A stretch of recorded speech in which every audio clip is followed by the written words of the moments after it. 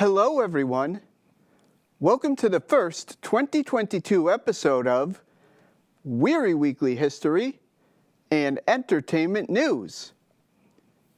As a new year begins, we still face some difficulties with the pandemic. The Omicron variant is now wreaking havoc, and it seems that we are back on 2020 levels, which isn't good. Still, local arts and entertainment businesses are trying to make the most of the situation. On this episode, I'll be discussing some new events at Mass MOCA and the Clark Art Museum.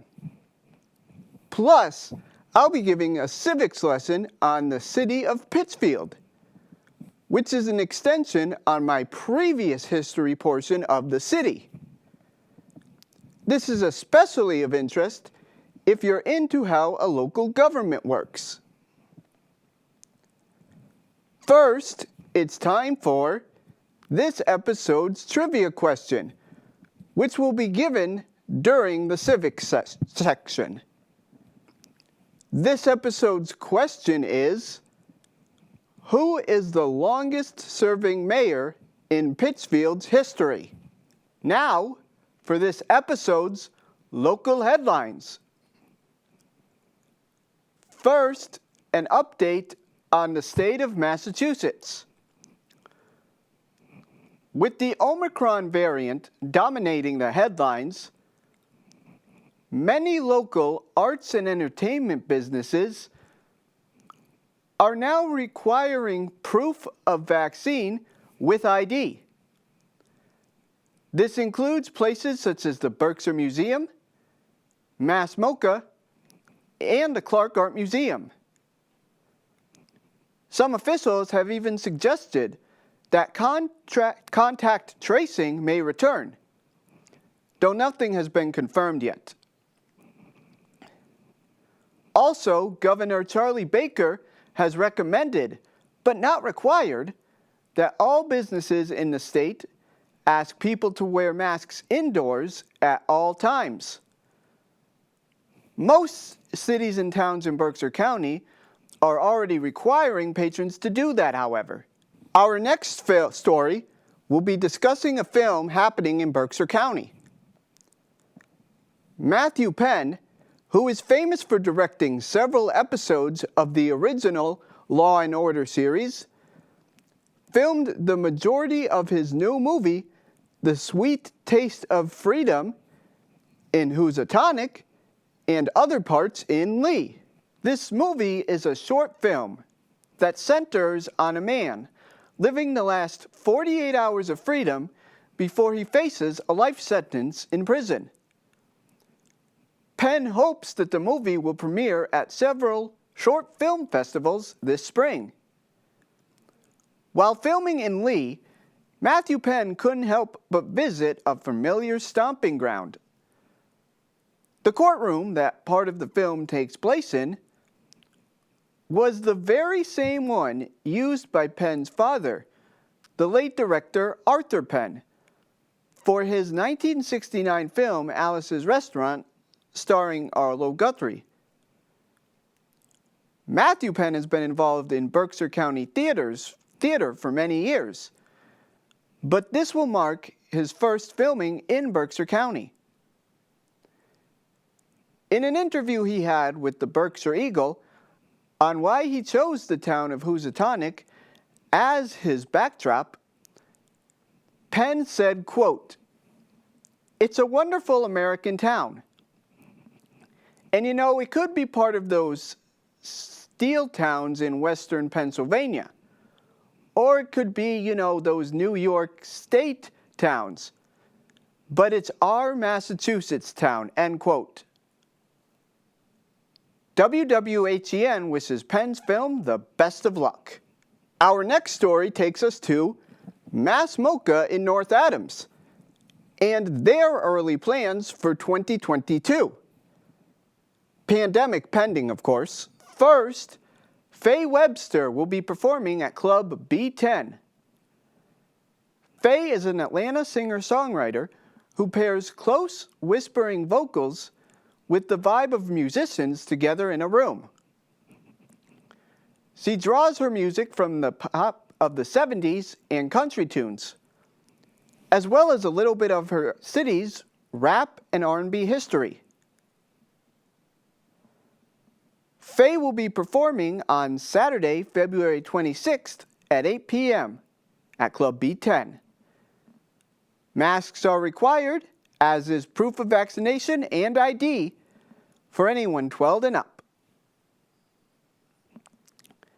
Mass MOCA is also opening 3 new art exhibits simultaneously on March 12th. The first of these are Lily Cock Richards' Weepoles. This exhibit addresses ideas of stewardship, beauty and threats, and collective action. The second artist being highlighted is Amy Hoft, who will actually have 2 exhibits highlighted: 700,000 to 1 and Terra plus Luna. These are installations that reorientate our experience of the landscape and of planetary living. It's similar to the space exhibit at the Berkshire Museum that I discussed on an earlier episode. The last artist highlighted will be Mark Swanson. He too will have 2 exhibits shown. Dead Deer Disco will consist of 2 interconnected environments, while A Memorial of Ice focuses on negative effects of development in the Catskills region, where Swanson grew up. Masks and proof of vaccine, along with an ID, are required at all times. Now, for a unique opportunity to see opera at the Clark Art Museum. The Clark will be hosting a simulcast of an opera from the New York metropolitan area, or Met. This gives patrons the chance to watch an excellent opera while they visit the famed Clark. The show being highlighted will be Rigoletto. In this, director Bartlett Sher creates a bold new take on composer Giuseppe Verdi's timeless tragedy by setting it in 1920s Europe. For opera lovers, this is one show you won't want to miss. Rigoletto, live at the Met, will be playing at the Clark on January 29th. To buy tickets, visit the website shown here or call 413-458-0524. It will take place in their auditorium. Patrons must wear masks and, if over 12, bring their vaccine cards and ID. It's now time for this episode's movie portion of WWHEN. This episode's movie is Shang-Chi and the Legend of the Ten Rings. As discussed on the last episode, this was the highest grossing movie of 2021 prior to the Christmas box office. In the United States alone, Shang-Chi earned $224 million when it came out in September. But is it worthy of that position? Shang-Chi introduces the title character, who was born in China and has now tried to create a normal life in San Francisco. He is forced to confront his mythical past when his father draws him back into the Ten Rings criminal organization, named after magical combat artifacts. So what did I think of this movie? Shang-Chi's box office status is absolutely warranted. It's another great Marvel Cinematic Universe movie, with what fans have come to expect from the organization. great action scenes, good humor, and amazing special and visual effects. Besides that, this movie has some unfamiliar aspects of superhero movies.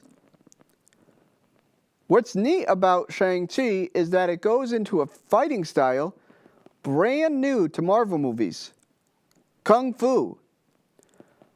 The fight scenes are amazing. Another good aspect of this movie is the lower stakes. The world isn't in danger, just the lives of the characters. After so many superhero movies where the fate of the world lies in balance, it's nice that these characters are fighting for something more personal.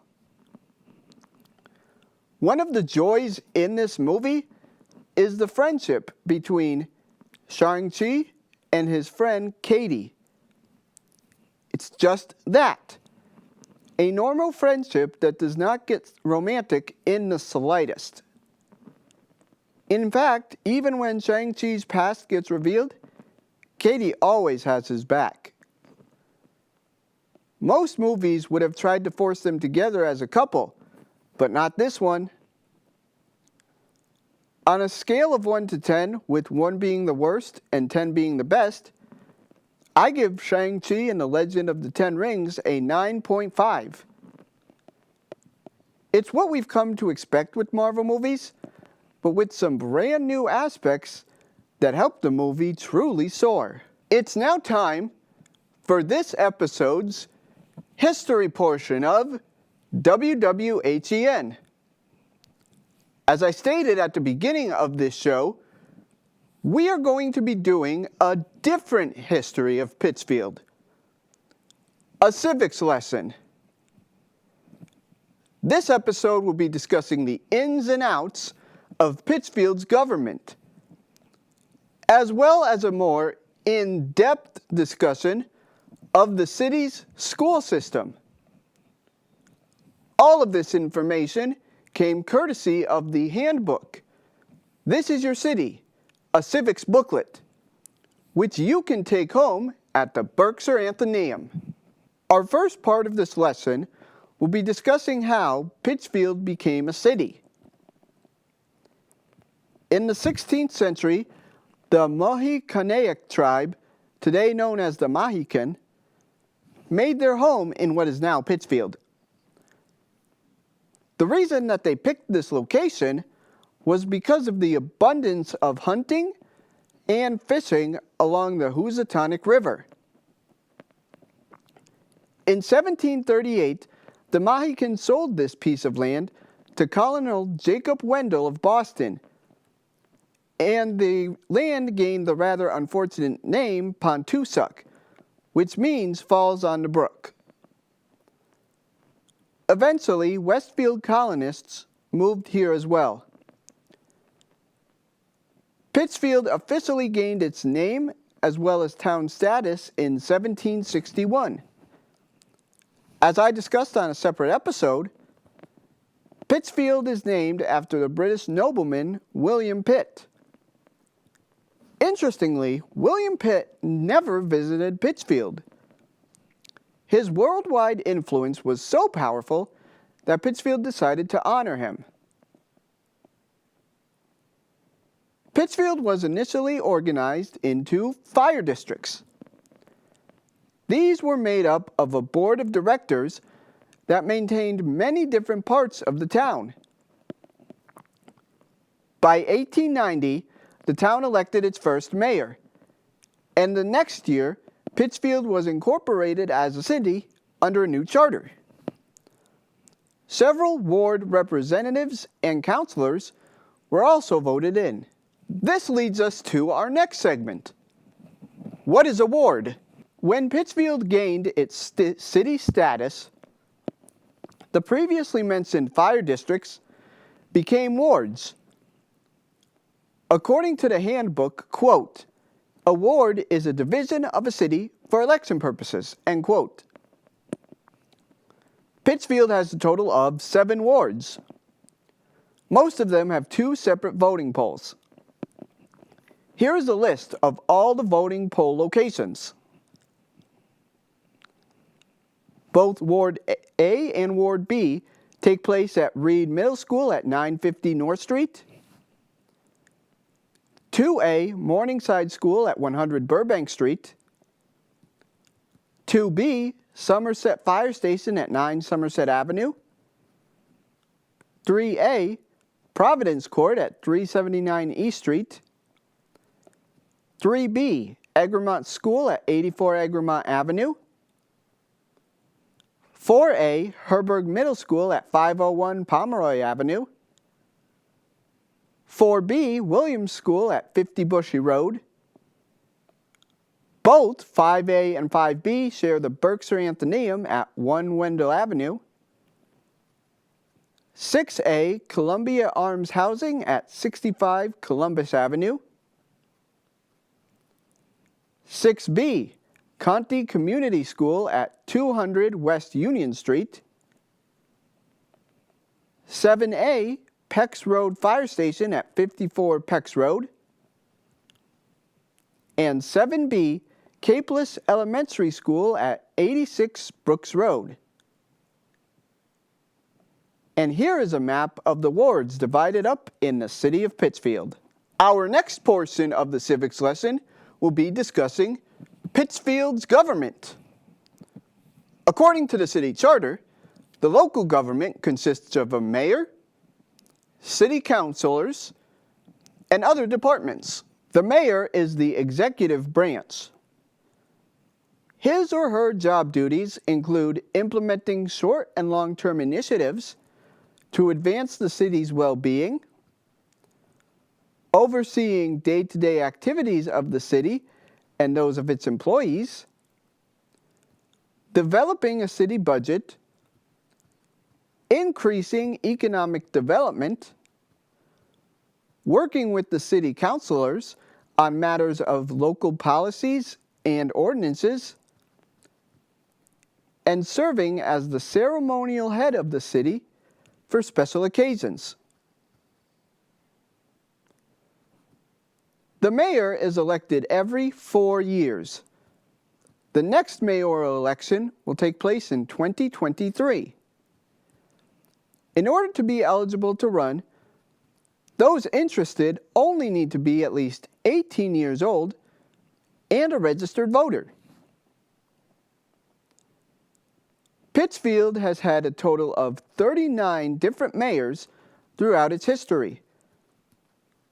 Some interesting ones include Charles E. Hibbard, who was the first mayor of Pittsfield starting in 1891, J. Preston Barnes, who began his mayoral term under the new rules that mayors serve 2 years instead of 1 in 1928, and now our mayors serve 4 years.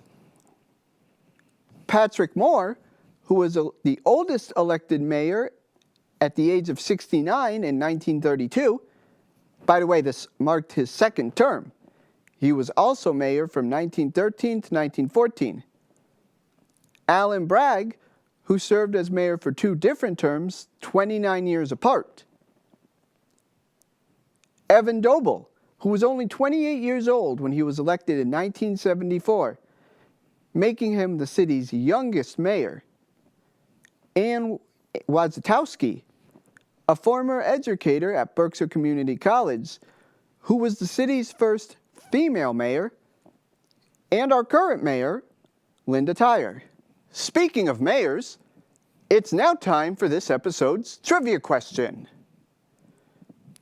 As a reminder, this episode's question was, who is the longest serving mayor in Pittsfield's history?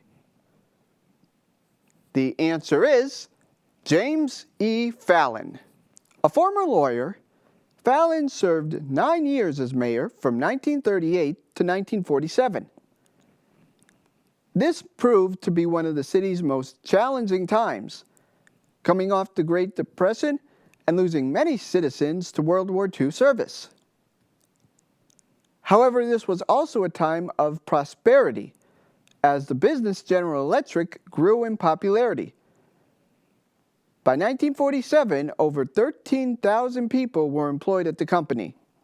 The legislative branch of Pittsfield's government is the City Council. Their job duties include approving the city budget, setting rules and ordinances, enforcing fines and penalties for violating said ordinances, and representing the community's needs, wishes, and concerns. There are a total of 11 city councilors. 7 represent their respective wards, and the other 4 are elected at large. They represent the city as a whole. If you are curious about the current councilors, visit the City of Pittsfield's website. Just like the mayor, in order to run, candidates must be at least 18 years or older and be a registered voter. Elections for City Council are held every 2 years. Currently, Pittsfield has 12 schools under the Pittsfield school system. This next bit will be discussing how the schools got their names and when the current buildings were built. First, the elementary schools. Pittsfield has 8 of them. Allendale is located at 180 Connecticut Avenue and is named after the Allen Farms region. It was built in 1951. Capelas Elementary School is located at 86 Brooks Ave and was also built in 1951. It is named after the 24th mayor of Pittsfield, Robert T. Capelas. Connie is located on 200 West Union Street and was built in the 70s. It is named after 16-term U.S. Representative and Pittsfield native Silvio O. Conti. Crosby Elementary School is located at 517 West Street and was named after the 3rd mayor of Pittsfield. It was built in 1962. Egremont was built in 1951 and is simply named after the avenue it is located on, 84 Egremont Ave. Morningside Elementary School is located in the Morningside District, hence its name. It is at 100 Burbank Street and was built in the 70s. Stearns Elementary School is named after the Stearns business section of Pittsfield. It was built in 1961 at 75 Lebanon Avenue. Finally, Williams Elementary School was named after an original Pittsfield settler, William Williams. It was constructed in 1957 on 50 Bushy Road. For the middle schools, Pittsfield has 2 of them. Herberg Middle School was originally named South Junior High when it was built in 1952. Now it is named after a famed local educator. Reed Middle School was originally named North Junior High when it was built in the same year as Herberg, but is now named after their former principal. As for the 2 high schools, Pittsfield High School is located on 300 East Street. The current building was built in 1931 and it is the oldest high school in the county.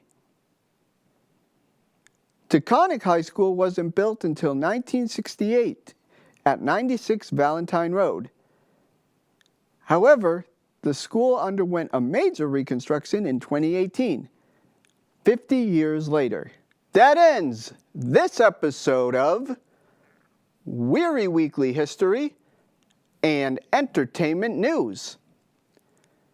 If you would like to watch this or any other WWHEN episode again, you can visit Pittsfield TV's and CTSB TV's websites, shown here, or visit NBCTC's Facebook page by typing in Northern Berkshire Community Television on your Facebook feed, as NBCTC is currently working on their website. Also, if you would like to see the episodes in HD quality, make sure to check out my YouTube page at RT Wehry. Thank you.